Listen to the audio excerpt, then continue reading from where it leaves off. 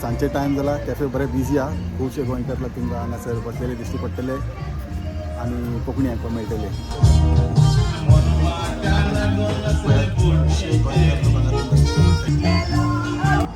हे सगळे सीन तुमकां लंडनच्या शहरात खूब कमी दिश्टी पडटले. गोंयचे लोक, गोंयचे रेस्टॉरंट आनी गोंयचे जेवण आनी गोंयचे बरे बरे बरो जेवणाचो वास येवपाक लागला ना. हय पॅटिसां बी आहे, क्रॉकेट बी आहे.